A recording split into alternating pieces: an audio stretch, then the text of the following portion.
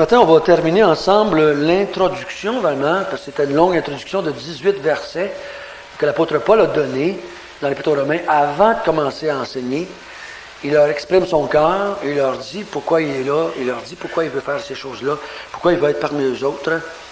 Et vous vous souvenez un jour que l'apôtre Paul il a dit que les églises lui donnaient beaucoup de soucis. Vous vous souvenez d'avoir lu ce verset-là? Tout le souci qu'il y avait sur ses épaules des églises. Parce que je ne crois pas que c'était un souci négatif. Je ne crois pas qu'il se lamentait. Mais il dit qu'il y avait un souci bienveillant pour les églises qui étaient là parce que c'était souvent, ces églises-là étaient ses propres enfants spirituels. Il les avait conduits au Seigneur souvent. Il les avait fondés. Il avait travaillé avec eux autres des fois pendant 1 an, pendant 2 ans. Il avait travaillé à la même église et pour les mettre des bons fondements pour eux autres. Et dans le livre des Actes des Apôtres, si vous voulez suivre avec moi, un jour l'apôtre Paul était pour quitter l'Église, c'était la dernière fois qu'il le voyait. Il dit, « Et maintenant, voici, je sais que vous ne verrez plus mon visage. » Il dit ça à l'Église d'Éphèse. Il dit, « Vous ne verrez plus mon visage, je ne reviendrai plus parmi vous. Et vous tous au milieu desquels j'ai passé prêchant le royaume de Dieu. C'est pourquoi je vous déclare aujourd'hui que je suis pur du sang de vous tous. Car je vous ai annoncé tout le conseil de Dieu, sans rien cacher. Prenez donc garde à vous-même et à tout le troupeau sur lequel le Saint-Esprit vous a établi évêque pour être l'Église de Dieu qui s'est acquise par son propre sang. » Et là, il dit ceci, et c'est ça qui le troublait, c'est ça qui, des fois, qui l'affectait et qui lui donnait des soucis. « Je sais qu'il s'introduira parmi vous, après mon départ, des loups cruels qui n'épargneront pas le troupeau, et qu'il s'élèvera du milieu de vous des hommes qui enseigneront des choses pernicieuses pour entraîner les disciples après eux. » C'était la crainte de Paul. Veillez donc, vous souvenant que durant 3 années, je n'ai cessé nuit et jour d'exhorter avec larmes chacun de vous. Et maintenant, je vous recommande à Dieu et à la parole de sa grâce, à celui qui peut édifier et donner l'héritage avec tous les sanctifiés. Donc l'apôtre Paul vit cette intensité-là. Il sait, en partant de l'Église, qu'est-ce qui va se passer. Je ne pense pas que c'était un don de prophète, dans ce sens-là, qui voyait l'avenir, mais il connaissait le cœur humain. Il connaissait la réalité de la vie. Donc, l'apôtre Paul avait cette crainte-là, puis il aurait donc voulu faire autant qu'il pouvait pour les chrétiens. Et une des raisons qu'il a écrit les Épîtres, c'était pour continuer son travail, même s'il n'était plus là physiquement. Il a écrit beaucoup d'épîtres à des églises qu'il n'a jamais revues après, afin de pouvoir continuer son œuvre, de les garder des faux docteurs, de les garder de ces hommes qui se sont levés dans l'Église et qui ont entraîné l'Église. Et vous pouvez voir à travers l'histoire de l'Église, si jamais vous étudiez l'histoire de l'Église, ça s'est fait depuis 2000 ans, c'est comme ça. Les églises commencent dans une ville, dans un pays, dans une province. Elle est là, elle fonce, elle a la parole de Dieu, elle avance. Et avec les générations, 1, 2, 3 générations, l'Église est complètement des patates. Et Dieu commence une autre chose aux côtés. Puis il continue son œuvre, mais à travers une autre Église. Avec un autre nom, on pourrait dire. C'est la même Église tout le temps, mais c'est un autre nom. Il y a des églises des années 1750, 1800, 1850, qui étaient des églises très évangéliques, qui aujourd'hui sont complètement libérales, complètement loin de la vérité, qui ne prêchent plus l'Évangile. Comment c'est arrivé? C'est pas arrivé d'un coup sec, d'un matin à l'autre. C'est tranquillement des hommes, ceux qui ont dans ces églises-là, des femmes qui enseignent, tranquillement, ils se sont éloignés de la vérité pour venir à une place qui n'avait plus de vérité du tout dans leur église. Je parle de vérité qui sauve, de vérité de salut. L'apôtre Paul, il avait un désir dans son cœur, il avait le désir d'aller voir les Romains. Je ne sais pas pourquoi il y avait ce désir-là d'aller voir les Romains, autant que ça. Probablement parce que l'Empire romain était Rome était le centre de tout l'Empire romain. Savez-vous que dans le temps de Paul, il y a un vieux dicton qui disait que tous les chemins mènent à Rome? C'était vrai. C'était une vérité, ça. Les routes romaines étaient toutes faites pour se rendre à la grande ville qui était Rome. Et l'apôtre Paul aurait donc voulu aller à Rome. Il désirait depuis des années aller à Rome. Mais il n'y allait pas. Il n'y allait pas. On va voir tout à l'heure dans le texte pourquoi il n'y allait pas. Mais il aurait voulu aller à Rome. Il aurait désiré aller à Rome. Et ceux qui connaissent un peu ces cartes-là, les cartes, ça c'est son premier voyage. Si vous voyez un petit peu le voyage de Paul, vous voyez quand il était à Antioche, quand il a commencé juste ici. Donc il était à Antioche, il a fait son voyage, ça c'était son premier voyage.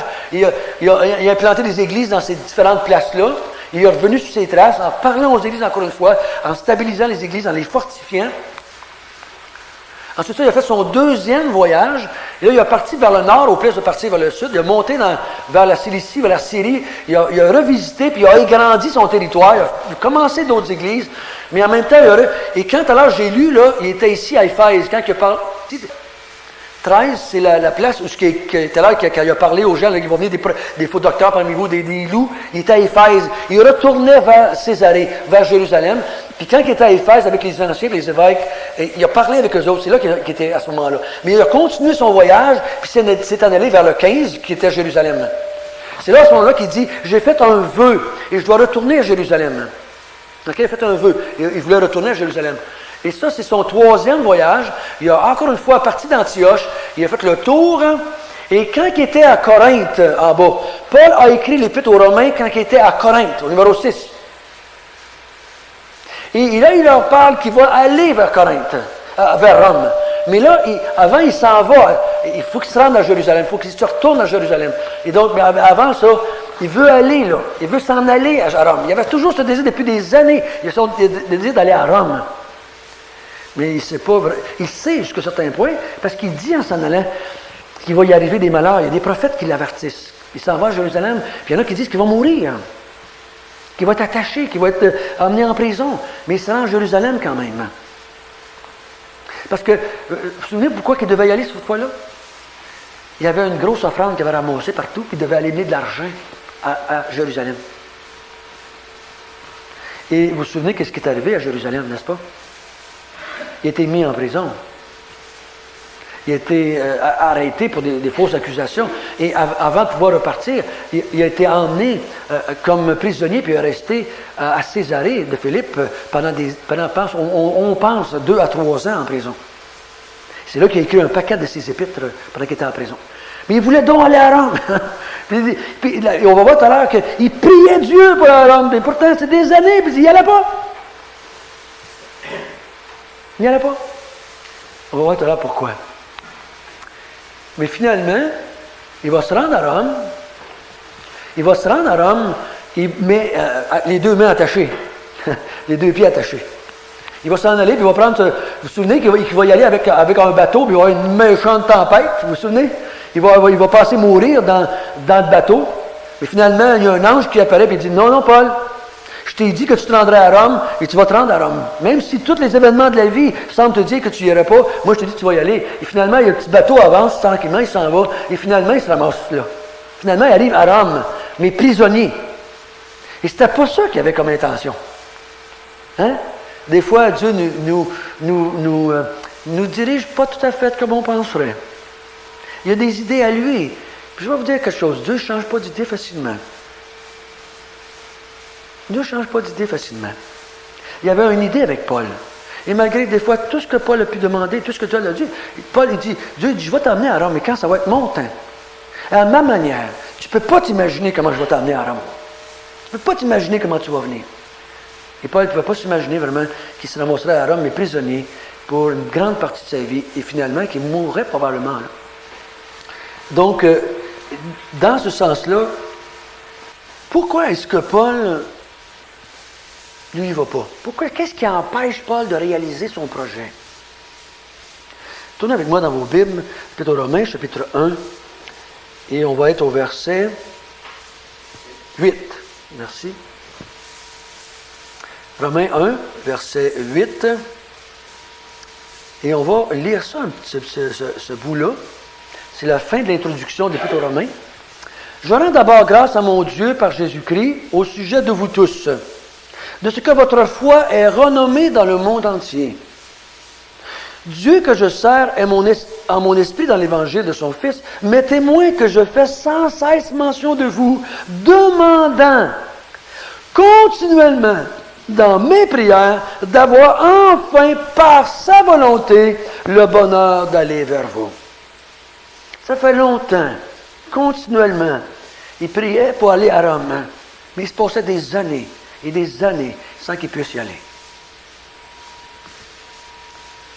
Car j'ai un vif désir de vous communiquer en quelques dons spirituels, afin que vous soyez affermis, ou plutôt, afin que nous soyons ensemble encouragés, au milieu de vous par la foi qui nous est commune, à vous et à moi. Je ne veux pas vous laisser ignorer, frères, que j'ai souvent formé le projet d'aller vous voir. Il a fait souvent des projets, mais il y a quelque chose qui l'empêchait. Afin de recueillir quelques fruits parmi vous comme parmi les autres nations. Mais j'en ai été empêché jusqu'ici. Voici la raison qu'il va dire. Je me dois aux Grecs et aux barbares, aux savants et aux ignorants. Ainsi, j'ai un vif désir de vous annoncer aussi l'Évangile à vous qui êtes à Rome. Il y avait quelque chose qui le bloquait. Et Paul le savait, qu'est-ce qui le bloquait. Paul le savait pourquoi Dieu ne permettait pas tout de suite. Pourquoi il devait aller là. Il dit au verset 16, « Car je n'ai point honte de l'Évangile, c'est la puissance de Dieu pour le salut de quiconque croit, du juif premièrement, puis du grec. Parce qu'en lui est révélée la justice de Dieu par la foi et pour la foi, selon qu'il est écrit, le juste vivra par la foi. » Dans ce qu'on vient de lire, quelle est l'impression que vous avez de ce que Paul pense de l'Évangile? Il a dit 3, 4 choses là, dans le texte qu'on lit. Comment il se sent face à l'Évangile? Comment il se sent face à ce qu'il a à faire comme ministère? Comment il se sent face à sa vie chrétienne? Il dit, à un moment donné, il dit, j'ai un vif désir de vous communiquer l'Évangile. Il y avait une attitude dans son cœur, il dit, j'ai un vif désir de vous communiquer l'Évangile. Ailleurs, il dit un peu plus bas, je n'ai point honte de l'Évangile. Je n'ai pas honte de ce que je suis. Je n'ai pas honte de ce que je vis. Je n'ai pas honte de ce que je proclame. Je n'ai pas honte de dire ce que je crois à tout le monde. Je n'ai pas honte de l'Évangile. Pourquoi il dit que je n'ai pas honte? Pourquoi il y a ce vif désir? Parce qu'il comprend, parce qu'il sait, parce qu'il croit dans son fond intérieur que l'Évangile, c'est la solution aux problèmes de l'humanité. L'Évangile, c'est la solution à la vie chrétienne dans son entier. Il dit, je sais que l'Évangile, c'est la puissance de Dieu. Pour la foi et par la foi. Il dit, l'Évangile, c'est la puissance de Dieu pour les croyants et pour le croyant. C'est drôle qu'il dit ici, au début, quand j'ai lu les premières fois, il dit votre foi est recommandée, est reconnue ou est connue dans le monde entier. Hein, il y avait toute une réputation, cette église-là. Il dit, votre foi est connue dans le monde entier. Parce que Paul n'avait jamais été à Rome. Pourtant, il connaissait les Romains, l'église de Rome. Il dit, votre foi, on entend parler jusqu'ici. Là, ça trouve bizarre parce qu'il dit, j'ai un vif désir d'aller parmi vous pour vous annoncer l'Évangile. On dit, voyons, Paul. Donc, c'est des chrétiens, ça, cette église-là? Pourquoi tu veux nous annoncer l'Évangile? Parce qu'il ne parle pas, il parle pas juste, je veux annoncer l'Évangile à Rome. Il dit, je veux vous annoncer l'Évangile à vous, chrétiens. Là, ça nous laisse un petit peu perplexes. Qu'est-ce qu'il veut dire par ça? Vous savez, l'Évangile, c'est beaucoup plus large qu'on le croit. On a tendance, en tant que chrétien, de ramener l'Évangile à la justification de l'inconverti. On pense, quand on voudrait décrire-moi donc l'Évangile, on a tendance, en tant que chrétien, de dire « Ah, l'Évangile, c'est Jésus qui est venu mourir pour nous autres, pour nous sauver de nos péchés. » On résume l'Évangile comme ça. Mais je ne peux pas dire que ce n'est pas vrai, mais c'est beaucoup plus large que ça, l'Évangile.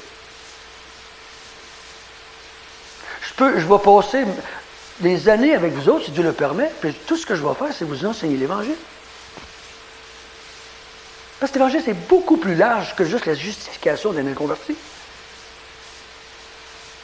L'Évangile, c'est tout le Nouveau Testament, en entier. L'Apocalypse fait partie de l'Évangile, de la bonne nouvelle. Ça fait toute partie de cela. Et l'apôtre Paul dit, j'aimerais aller parmi vous, parce que j'aimerais vous apporter l'Évangile. Parce qu'il sait qu'il y a peut-être quelques petites affaires que l'Église de Rome ne sait pas encore. Peut-être quelques petites idées à redresser dans ce qu'il avait entendu. Je ne sais pas. Mais il veut leur parler. Puis il sait, lui, s'il peut y aller, et il a annoncé l'Évangile à l'Église, c'est la puissance de Dieu pour eux. Cet Évangile qu'il va leur proclamer va les aider dans leur vie. De tous les jours. Hein. Parce que dans le fond, nous, on pense qu'on doit annoncer l'Évangile aux inconvertis. C'est comme ça qu'on pense pas du temps. Je m'en vais évangéliser. Mais pourtant, vous pourriez vous tourner vers votre conjoint et dire, j'aimerais ça t'annoncer l'Évangile. Puis ça serait vrai aussi. Ça serait vrai aussi. Parce que l'Évangile, c'est tellement large, c'est tellement ample dans la compréhension de Dieu, dans l'ensemble de Dieu. L'Évangile ne comprend pas juste la justification, elle comprend la sanctification, elle comprend la glorification. Elle comprend tout ça. On va en parler tout à l'heure un petit peu de ça aussi. Donc, l'apôtre Paul a ce désir, malgré qu'il sait que l'Église est dans un bon état, parce que sa réputation, il dit, vous avez une bonne vie d'Église, mais pourtant, il veut quand même leur annoncer l'Évangile. Mais vu qu'il n'est pas capable d'y aller, parce qu'il est à Corinthe, je vous l'ai montré, il est à Corinthe, il était des années d'aller à Rome encore. Il ne sait pas encore, mais il était des années d'y aller. Et en attendant d'y aller, pour leur annoncer l'Évangile, il va annoncer l'Évangile aux Romains à travers l'Épître aux Romains. Il va prendre 11 chapitres. Pendant 11 chapitres, à partir du verset 18 qu'on va voir la semaine prochaine, à partir du verset 18 jusqu'à la fin du chapitre 10, il va leur annoncer l'Évangile de Dieu. En attendant de pouvoir y aller encore de son vivant, en chair et en os, comme on dit en québécois. Mais il veut qu'ils entendent l'Évangile de par lui. Je ne sais pas si parce que Paul pense ou sait qu'il n'y a jamais eu d'apôtre qui peut être allé là. Il n'y a peut-être jamais d'apôtres qui sont allés à Rome. Fait que peut-être qu'il se dit, il lui manque peut-être des données. Là.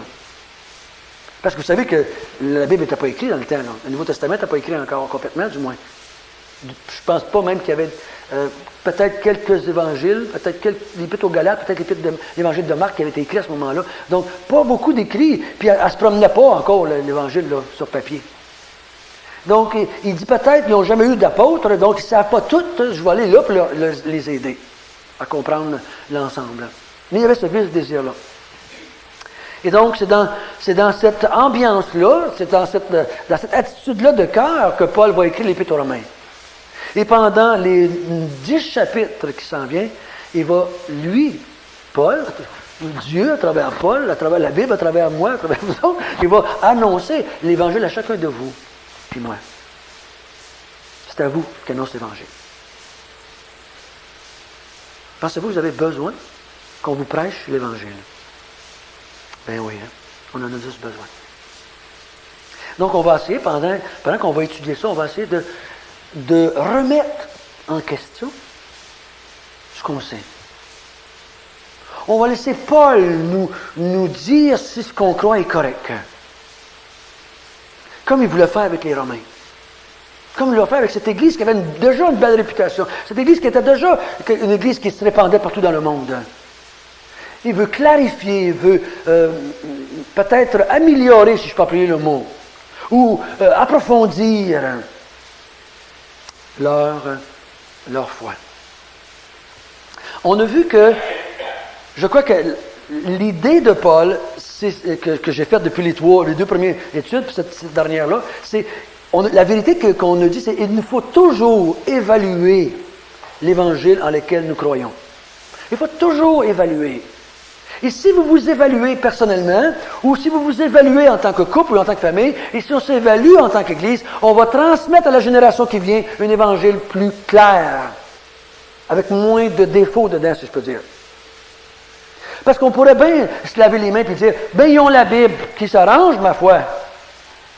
Ils ont la Bible, c'est dans la Bible la vérité, donc on s'en lave les mains, on n'a pas besoin de se casser la tête tant que ça. Mais on ne peut pas faire ça. On ne peut pas faire ça. On ne peut pas faire ça. Ça serait simple, hein? Je pourrais tous vous donner chacun une Bible, je dis, ben, vous en avez toutes déjà une, que le Seigneur vous bénisse. Lisez. Mais ça ne marche pas comme ça. Ça ne marche pas comme ça. J'aimerais m'encourager moi-même, et vous encourager tout aussi en même temps, de mettre dans votre vocabulaire cette petite phrase d'Adolphe Monod, avant de mourir, un grand enseignant des années 1780 à peu près, qui a dit sur son lit de mort, « Si j'avais une autre vie à vivre, je me méfierais plus de moi-même. » Je me méfierais plus de moi-même. On a tellement confiance en nous-mêmes.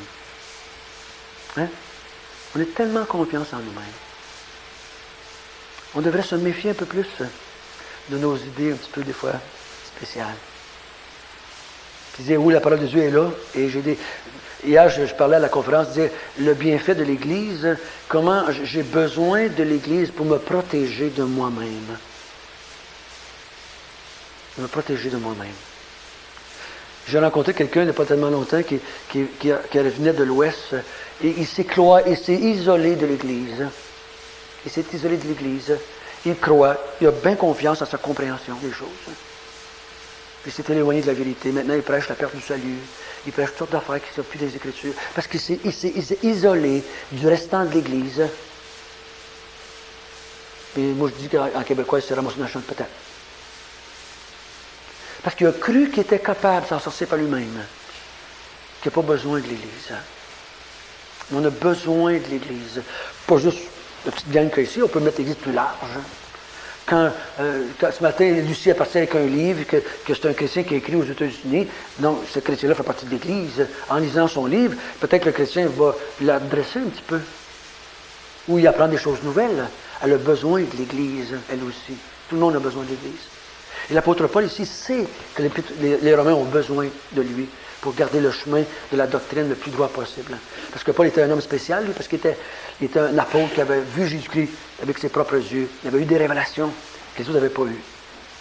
La première chose qu'on a vue, c'est que pour tester, là je vais faire un petit résumé pendant une minute ou deux, pour tester l'Évangile, la première chose qu'il faut faire, c'est de regarder d'où est-ce que ça vient, ce que je crois. D'où est-ce que ça vient, ce que je proclame?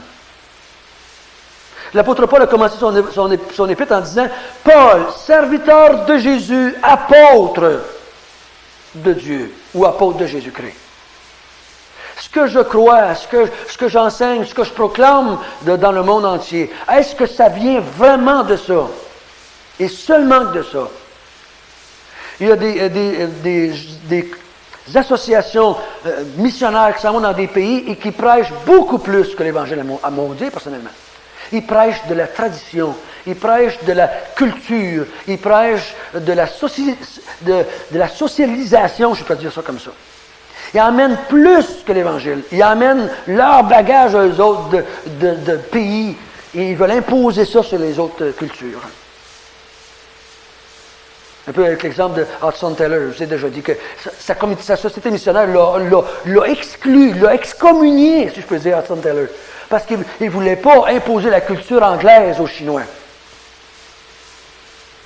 Et donc, il s'est transformé physiquement, il s'est habillé comme eux autres, il s'est fait une queue de cheval comme eux autres, puis il est rentré dans les pays, puis il a conduit des milliers d'hommes au Seigneur. Parce qu'il n'a pas voulu imposer sa culture aux Chinois. Ce qu'il voulait leur amener, c'était l'Évangile, point.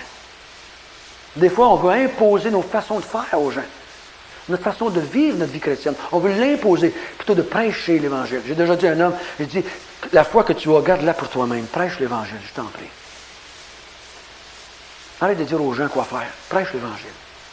Et puis par l'Esprit de Dieu, et Jésus habitant dans leur cœur, né de nouveau, avec l'Esprit de Dieu, et tout aussi, ils vont pouvoir savoir comment appliquer la vie chrétienne. Ne dis pas ce qui n'est pas dans l'Évangile, puis n'en fais pas une règle d'Évangile, car ce n'est pas une règle d'Évangile. On va voir, mais qu'on passe dans Romains 14, où ce que l'Église de Rome avait un petit problème. C'est qu'il y avait un petit problème avec le manger. Hein? Vous vous souvenez? Peut-être Romains chapitre 14? Mange pas de ça. Là, moi, je dois manger de ça. Puis là, l'apôtre Paul les reprend et dit, hey, le royaume de Dieu, ce n'est pas le manger et le boire. Ça n'a rien à voir avec le royaume de Dieu, ça. C'est-à-dire qu'il faut faire attention de toujours garder ce que je presse, ce que je crois en tant qu'individu personnellement. Est-ce que ça vient vraiment des Écritures? Ou bien non, ça vient de mon application des Écritures. Il faut faire une différence entre les deux. Parce que mon application n'est peut-être pas la même que l'autre va faire de la même vérité. La deuxième chose qu'on a vue, c'est qu'il faut tester le contenu de l'Évangile. Pas juste d'où est-ce que ça vient, mais le contenu. On a vu que le contenu devait être jumelé avec l'Ancien Testament, ne pas contredire l'Ancien Testament, il devait être de pair avec l'Ancien Testament, parce qu'il était basé là-dessus.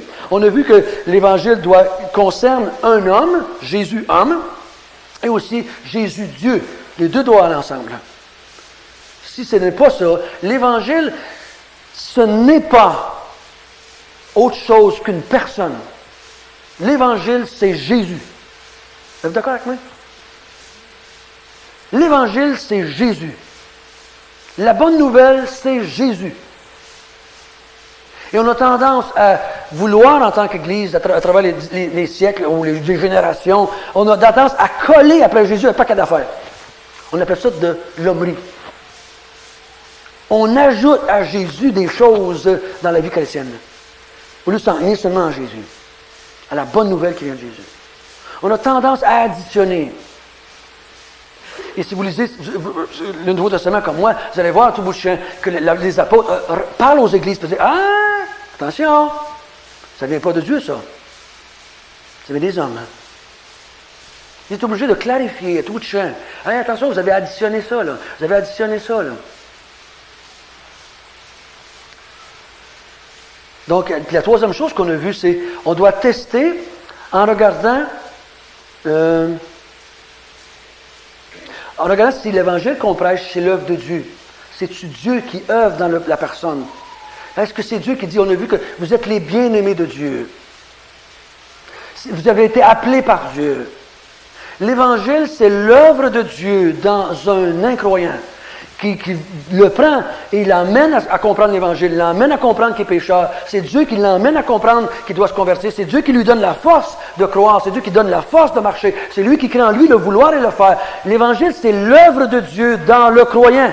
Si on se met à dire que c'est le croyant, on s'éloigne. Pendant toute ma vie chrétienne, si lui arrête de fonctionner, moi je tombe à terre. D'accord avec ça? S'il arrête de fonctionner en moi, s'il se retire de moi, ne cesse que pour quelques minutes, l'Esprit de Dieu, la force de Dieu, la vie de Dieu, on tombe tout mort à terre. Spirituellement parlant, du moins. L'Évangile, c'est l'œuvre de Dieu en vous. Puis quand vous proclamez, quand je proclame l'Évangile, il faut que ça ressorte, ça. Ce n'est pas toi, tu vas faire ci, fais pas ça, va là, fais ci. Faut pas que tu parles, toi. Faut plutôt s'encourager mutuellement à regarder vers le Seigneur. Encourager chacun de nous à regarder vers ce que Jésus-Christ est en train de faire dans notre vie. Pendant des années de ma vie, j'ai prêché aux chrétiens ce qu'ils devaient faire, puis devaient faire. J'en suis triste aujourd'hui. J'aimerais, pendant les années qui viennent, vous enseigner ce que Dieu est en train de faire dans votre vie. C'est beaucoup plus facile, beaucoup plus simple. Le fardeau est beaucoup moins pesant. C'est beaucoup plus nous porter à la louange quand on est en train de regarder ce que Dieu est en train de faire dans notre vie. Parce que l'Évangile, c'est son œuvre en vous. Ce n'est pas votre œuvre, l'Évangile. C'est son œuvre. C'est ce que l'apôtre Paul a dit dans les versets qu'on a étudiés. Et ce matin, on va additionner le dernier, les effets de l'Évangile. Si vous croyez à la vraie Évangile, si je crois à la vraie Évangile, je vais voir les effets. Si je plante un pommier, mon petit pépin, là, James me donne un petit pépin, mais si François, c'est un pépin de Macintosh. Puis là, je plante mon petit pépin de Macintosh dans mon jardin, puis là, je regarde qu'est-ce qui va sortir au bout de X années, et quelle sorte de pomme va sortir. S'il sort des pommes blanches, je vais dire, pauvre James, c'était pas des Macintosh, c'était des pommes blanches. Hein? Par les fruits, par les effets, je vais voir si l'Évangile, c'est la vraie Évangile. Si le pépin que j'ai mis là, c'était vraiment un pépin de Macintosh. L'Évangile que je crois a des effets. dans l'être humain, dans le croyant. Si ça ne fait pas ces effets-là, je dois m'interroger, mais comment ça que je dis que je crois à l'Évangile, mais ça ne fait pas les effets que Paul dit? Et je vais juste mentionner quelques idées. Il dit au verset 17, l'Évangile révèle quoi? Verset 17. L'Évangile révèle la justice de Dieu. Donc, plus vous allez étudier l'Évangile, plus vous allez comprendre l'Évangile, plus vous allez découvrir premièrement la justice de Dieu. Vous allez découvrir à quel point Dieu est juste. Vous ne pouvez pas proclamer l'Évangile à qui que ce soit sans, premièrement, que ça lui montre, cette personne-là, que Dieu, le Dieu de l'univers, est un Dieu juste. Ce n'est pas un Dieu gâteau. Ce n'est pas un Dieu qui laisse passer tout. Ce n'est pas un Dieu qui est tellement bon, Dieu, on va tout aller au ciel. Ce n'est pas l'Évangile, ça. L'Évangile, c'est un Dieu qui est juste. Et il est juste parce que la façon qu'il réagit au péché, Dieu est juste. La façon qu'il parle du péché, on voit la justice de Dieu. On voit que Dieu est incapable de laisser passer le péché. Il est incapable de laisser passer le pécheur et dire « Ah, ben, c'est pas grave, c'est pas de sa faute, c'est sa faute de ses parents, c'est la société. Ah, ben, c'est pas grave. » Non, Dieu n'est pas capable de faire ça. L'Évangile, la première chose qu'elle va révéler, c'est la justice de Dieu. Non, plus je vais étudier l'Évangile, plus je vais voir un Dieu juste. Plus je vais goûter la justice de Dieu. Et en étudiant l'Évangile, je vais découvrir comment Dieu, dans sa justice, peut justifier le pécheur en restant juste. Parce que si un juge ne condamne pas un coupable, il devient lui-même injuste. Et comment Dieu était pour s'y prendre pour ne pas punir le coupable et tout de même le justifier et lui restant juste. C'est ce que Paul va parler dans les premiers chapitres de son épître. Il va dire, je vais vous montrer comment Dieu peut rester juste tout en justifiant le coupable. Ça, c'est un tour de force. Jésus qui peut faire ça. Parce que vous et moi, si on justifie un coupable, on devient nous autres injustes. Et l'Évangile, ça fait ça. Deuxièmement, ce que l'apôtre Paul il dit, au verset 16, il dit que l'Évangile sauve. Le vrai Évangile sauve. Elle délivre, elle libère. Elle sauve l'inconverti, mais elle continue à sauver le croyant. Vous vous souvenez, je l'avais déjà dit une fois, j'étais dans un congrès à Halifax, on était 700-800 pasteurs. L'invité, le monsieur qui est M. Redmaker, il me semble qu'il s'appelait le monsieur, il est en avant, puis nous, on est tous assis là, les gars, puis les femmes, qui 7-800. Puis là, il se lève pour prêcher, et il se penche la tête, il dit, courbons nos têtes, prions avant de commencer. Puis là, il dit, Seigneur, sauve-moi. Amen. Mon ami, tout le monde se relève la tête, puis là, seulement, qu'est-ce qui se passe? Le prédicateur n'est même pas sauvé. Et là, pendant son enseignement, il nous a montré qu'est-ce qu'il voulait dire par ça. L'Évangile est encore en train de vous sauver, savez-vous ça? Il est encore en train de vous délivrer.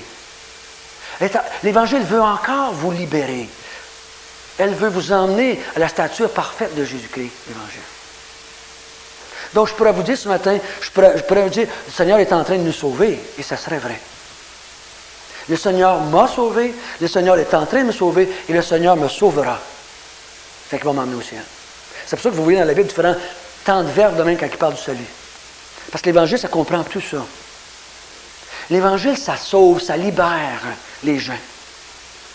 Quand vous partez pour aller évangéliser ou que vous voulez parler de l'Évangile à quelqu'un, un frère, une femme, un enfant, quand vous voulez, le désir de votre cœur, c'est de sauver, c'est de délivrer, c'est de libérer. Ce n'est pas de mettre sur un joug. Ce n'est pas d'emmener dans une église. C'est pas ça le but premier. Le but premier, c'est de sauver la personne, libérer la personne. C'est comme toi, tu étais sorti de l'esclavage et tu vas vers des esclaves et tu veux les libérer de l'esclavage. Et il dit, la vraie évangile sauve, libère, délivre. Vous remarquerez avec les années, hier j'ai parlé dans l'église de Pont-Rouge, et combien de personnes sont venues me voir après, puis qui m'ont dit, mon ami, qu'on était-tu avant ça légaliste. Combien de chrétiens sont venus me voir et me disent, mais combien on s'est fait mettre des lois sur le dos par des gens? Dans l'Église. des règles humaines. La tendance de l'être humain pécheur, c'est de toujours additionner des règles et des lois. Toutes les religions du monde, c'est ça, des règles et des lois, vous savez ça. Donc la tendance de l'être humain, c'est toujours de rajouter un petit peu plus que le Seigneur a dit. Mettre une règle ou une loi de plus. Et on est toujours en train d'additionner des commandements que le Seigneur n'a jamais donnés vraiment. Et ça sauve, ça libère, ça délivre. Si ça ne fait pas ça, ce n'est pas l'Évangile. Si ça met un fardeau, si ça met un joug chez les gens, si ça met des lois sur le monde, ce n'est pas l'Évangile. L'Évangile délivre, sauve. Une autre chose au verset 11, il dit que l'Évangile affermit et fortifie. Paul dit, j'aimerais aller parmi vous et de partager avec vous l'Évangile afin de vous affermir, de vous fortifier. Et si vous avez le temps cette semaine, prenez votre livre, votre Bible, dans les Actes des Apôtres et cherchez le mot affermir et le mot fortifier. Et constamment, l'apôtre Paul et Barnabas et les autres qui passent, ils fortifient l'Église en prêchant l'Évangile. Plus je vais vous prêcher l'Évangile, plus vous allez partager l'Évangile entre vous, dans son ensemble, plus vous allez devenir fort et affermi. Et plus vous allez devenir fort et affermi, plus votre vie chrétienne va être heureuse, si je peux dire ainsi. L'Évangile, ça l'affermit, ça fortifie, ça ne l'assomme pas. Ça ne l'assomme pas. Ça ne l'écrase pas les gens. Ça délivre les gens. Une autre chose que Paul dit un peu plus bas, au verset 12, il dit que l'Évangile encourage les gens.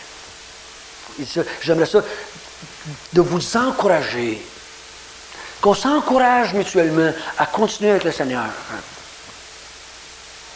Et des fois, ce que j'entends, peut-être, ou ce que j'ai vécu moi-même dans ma propre vie chrétienne, j'ai découragé les gens plutôt que les encourager. J'ai mis des fardeaux sur leur dos, en leur disant qu'ils n'étaient pas assez bons chrétiens, puis t'as pas ci, puis t'as pas ça, puis t'as pas ci, puis t'as fait ça, puis tout un péché dans ta vie, puis. On les a découragés au lieu de les encourager à fonctionner. Vous sentez-vous ce matin que vous avez besoin d'être encouragé dans votre vie chrétienne?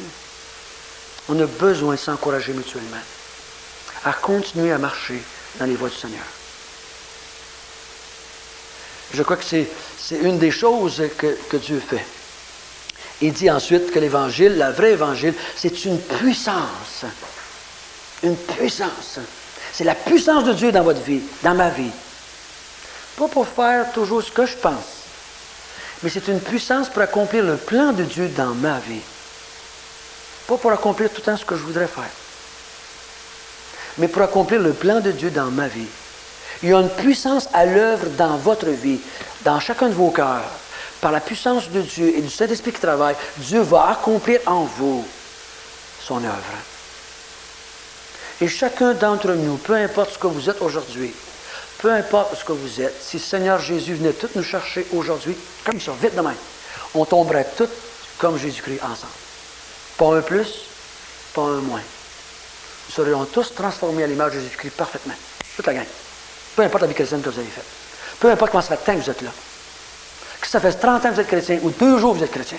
Vous seriez transformés par Jésus-Christ comme Jésus. Parfait. Ouais, mais c'est pas juste. Moi, j'ai travaillé pendant 30 ans. Moi, j'ai fait ci. Moi, j'ai fait ça. Non, ça n'a rien à voir. Vous savez la parabole de denier? Il dit, si je veux donner un denier à tout le monde, même si ça fait juste une demi-heure que je travaille, tu m'en veux-tu que je sois bon? Hein? J'ai dit ça. Tu m'en veux-tu que je sois bon? Vous pouvez regarder dans l'autre et dire, ce chrétien-là, il ne fonctionne pas bien, mais le mec qui le Seigneur vient le chercher, il va le transformer en Jésus-Christ aussi, vous savez? Ben pareil comme toi. Pas plus, pas moins. Nous, on se compare, on s'analyse, on se regarde, mais dans le fond, Jésus, mais qui vient nous chercher, et il va nous transformer toute la gang. Donc, le Seigneur peut nous aider à s'asseoir et à évaluer. À évaluer ce que nous croyons. Je remarquais, ce que nous croyons ne doit être rien d'autre que la parole de Dieu. Ce que nous y ajoutons vient du malin. Ça peut être bien beau, mais ce n'est pas l'Évangile. Ça peut être très bien, humainement parlant, mais ce n'est pas l'Évangile. Je n'ai pas besoin de le rajouter. Je peux dire, moi, je fais ça, mais si ce n'est pas l'Évangile, ce n'est pas l'Évangile. Mon travail et votre travail en tant que chrétien, c'est proclamer l'Évangile, pas ce que je fais de l'Évangile. Pas comment j'applique l'Évangile. C'est proclamer l'Évangile. Ça, c'est notre travail. Et en dernier, j'ai marqué, l'Évangile est la bonne nouvelle de Dieu et non un paquet de règles. Et non un paquet de règles. Et non un paquet de choses à faire ou à ne pas faire. L'Évangile, c'est une personne qui veut avoir une relation avec toi. L'Évangile, ça se résume de même. Je me souviens, un jour, j'étais assis en train de jouer du tennis à la salle. Puis il y avait une dame assise avec moi et elle se retourne vers moi et elle me dit, François, elle dit, moi, je contre ça, les religions. Je déteste les religions. Je dis, pourquoi? Puis elle dit, j'ai des clients, parce que tu es psychologue, elle dit, j'ai des clients, puis je vois tout le mal que ça fait aux gens, les religions. Puis j'ai dit, je l'ai regardé, j'ai dit, je suis bien d'accord avec toi. Je suis en plein d'accord avec toi. C'est ça que ça fait les religions. Ça détruit le monde. Elle me regarde, ben voyons. Elle dit, t'en pratiques une religion, toi? Là, elle ne comprenait pas ce que je suis en train de dire. J'ai dit, non, tu ne comprends pas bien. Il dit que moi, ce que j'ai une relation avec un être invisible. C'est la seule différence. Il y a une personne qui s'appelle Jésus, qui s'appelle Dieu, il est invisible. J'y parle, il me parle. C'est ça ma vie chrétienne. C'est ça la vie d'un chrétien. C'est une relation avec quelqu'un qui est invisible. C'est tout. Elle dit, hein? J'ai jamais entendu ça. J'ai jamais entendu ça. C'est simple, hein? C'est simple la vie chrétienne, hein? C'est une relation que tu as avec un être qui est invisible. C'est tout. C'est ça la vie chrétienne. Et cette relation-là que tu as avec Jésus-Christ va te pousser à avoir des choses à faire ou à ne pas faire, ou des choses que tu veux faire ou pas faire toi. Mais laisse à l'autre le privilège, dans sa relation avec le Seigneur, de vivre sa foi comme il pense. Ne l'oblige pas à vivre sa foi comme tu la vis la tienne. Parce que c'est pas toi. Moi, je ne suis pas toi. Toi, tu n'es pas moi. Laisse-le, encourage-le dans sa relation avec le Seigneur. Aide-le dans sa relation avec le Seigneur. Mais laisse-le vivre les résultats de ça comme il le veut bien. Laisse-le appliquer ça comme il veut. Parce qu'il n'est pas toi. Il n'a pas le même caractère que toi. Il n'a pas le même âge que toi. Il n'a pas la même éducation que toi. Il n'a pas le même quotient intellectuel que toi. Laisse-le vivre comme il veut. Ça, c'est l'Évangile. Mais quand tu commences à vouloir m'appliquer à moi ta façon d'interpréter, là, tu as un problème. Puis moi, j'ai un problème aussi. Que le Seigneur puisse nous guider dans les mois qui vont venir. Je vous encourage. Priez pour moi. Priez pour moi. Priez pour chacun de nous. Que pendant les mois qui viennent, on puisse réévaluer tout ce que nous avons entendu. Voir si ça fit bien avec ce que Paul dit dans les 9 chapitres qui vont venir. Les 10 chapitres qui viennent. Prions ensemble. Notre Père du ciel, nous te bénissons, nous te glorifions, nous t'exaltons, parce que tu es un grand Dieu. Oh, combien j'aime et j'adore ta simplicité, ton intelligence, ta sagesse spirituelle. Comment je suis impressionné que ton livre s'applique dans tous les siècles, dans tous les âges, dans toutes les générations, dans toutes les cultures, dans toutes les races. Hein? Chacun peut prendre ce livre ou cette relation avec Jésus-Christ et l'appliquer là où il est. Aucun autre homme, aucune autre femme n'a écrit un livre semblable. Peux-tu, Seigneur, dans les semaines et les mois qui viennent, nous aider, si je peux le dire ainsi, à purifier tout ce que nous connaissons, à réévaluer tout ce que nous connaissons, afin que l'Évangile que nous croyons, l'Évangile que nous proclamons, soit le plus juste possible, afin qu'elle agisse dans la vie des gens. Et c'est au nom de ton Fils que nous te prions. Amen.